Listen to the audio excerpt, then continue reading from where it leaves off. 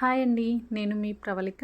Welcome to Pravalika అప్పం blogs. ఇవాల్టి మన స్పెషల్ రెసిపీ వచ్చేసి అప్పటికప్పుడు చేసుకునే రవ్వ దోశలండి. చాలా అంటే చాలా టేస్టీగా ఉంటాయండి. జస్ట్ నిమిషాల్లో చేసుకోవచ్చు.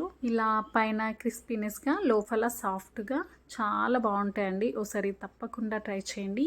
ఈజీ మెథడ్లో చూపించబోతున్నాను. ఎలా ప్రిపేర్ చేసుకోవాలి ఏంటి అనేది చూసేద్దామా.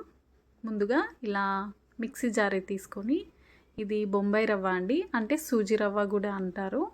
వీటిని ఒక కప్పు వరకు ఇలా మిక్సీ జారలో వేసుకోండి. ఇలా రవ్వ వేసాక ఒక స్పూన్ వరకు ఇలా దొడ్డటుకులు అండి, దాని ప్లేస్లో సన్నాటుకులు కూడా యూజ్ చేసుకోవచ్చు. తర్వాత ఇలా హాఫ్ కప్పు వరకు గోధుమ పిండిని యాడ్ చేసుకోండి.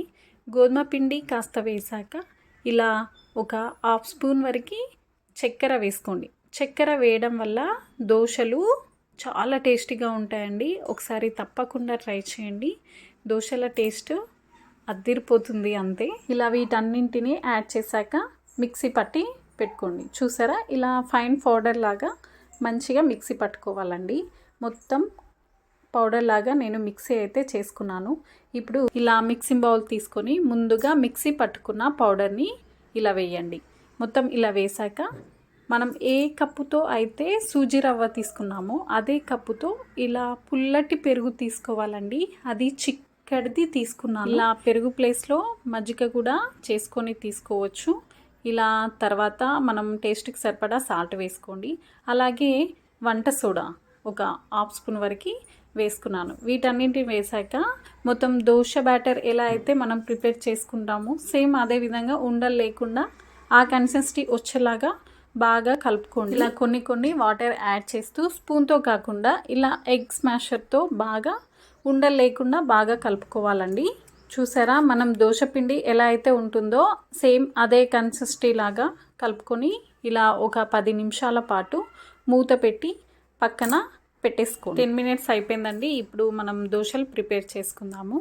ఇలా స్టవ్ వెలిగించుకొని పెనం వేడెక్కాక ఒక స్పూన్ వరకు ఆయిల్ వేసి ఉల్లిపాయను అయితే ఇలా సగ్గానికి కట్ చేసి ఆయిల్ మొత్తము అప్లై చేసుకోండి. ఇప్పుడు దోశ పిండిని 2 స్పూన్ల వరకు ఇలా వేసి నెమ్మదిగా ఇలా చుట్టూ తిప్పుతూ దోశలు అయితే ఇలా వేసేసుకోండి. ఇలా దోశ వేసాక మనం ఒక టీ స్పూన్ వరకు ఇలా ఆయిల్ చుట్టూ మొత్తం వేసేసుకోండి. ఇలా వేసుకున్నాక 1 నిమిషం పాటు లో టు మీడియం ఫ్లేమ్లో దోశనైతే బాగా కాల్చుకోండి. చూసారా, ఈ దోశ అనేది బాగా కాలిపోయిందండి. నేను ఇలా తీసి నెక్స్ట్ ఇంకో సైడ్ కూడా కాల్చుకుంటున్నాను. ఇలా 2 దిక్కులా కాల్చుకున్నట్లయితే బాగా క్రిస్పీనెస్గా వస్తుంది దోశ. ఇంకా బాగా కాలుతుందండి. కొంచెం పచ్చిదనం అనేది అస్సలు ఉండదు. ఇప్పుడు చూసారా, దోశ మొత్తము కాలిపోయిందండి. ఇప్పుడు మనం ఒక గిన్నెలో దోశను తీసేసుకుందాం. అలాగే సేమ్ ఫస్ట్ ఎలా అయితే దోశ మనం ప్రిపేర్ చేసుకున్నామో సేమ్ అలానే ఇంకో దోశ కూడా వేసేసుకొని దోశలు వేసేసుకోండి. అంతే అండి, ఎంతో సింపుల్గా ఇన్స్టెంట్ దోశలు నిమిషాల్లో చేసేసుకోవచ్చు అండి. ఒకసారి అయితే తప్పకుండా ట్రై చేయండి. అస్సలు హడావిడి లేకుండా నిమిషాల్లో ఇలా దోశలు ప్రిపేర్ చేసుకోవచ్చండి. చూసారా, ఈ దోశలు అయితే నేను వేసుకున్నాను. ఈ దోశల్లో పల్లీ చట్నీ కానీ టమాటా చట్నీ కానీ నంచుకొని తింటే చాలా అంటే చాలా టేస్టీగా ఉంటాయండి. తప్పకుండా ట్రై చేయండి. ఈ వీడియో మీకు నచ్చిందని అనుకుంటున్నాను. నా ఛానల్ని ఫస్ట్ టైం చూసినట్టయితే ప్లీజ్ లైక్, షేర్, సబ్స్క్రైబ్ చేసుకోండి. అలాగే కామెంట్ కూడా చేయండి. థ్యాంక్స్ ఫర్ వాచింగ్ అండి. బాయ్.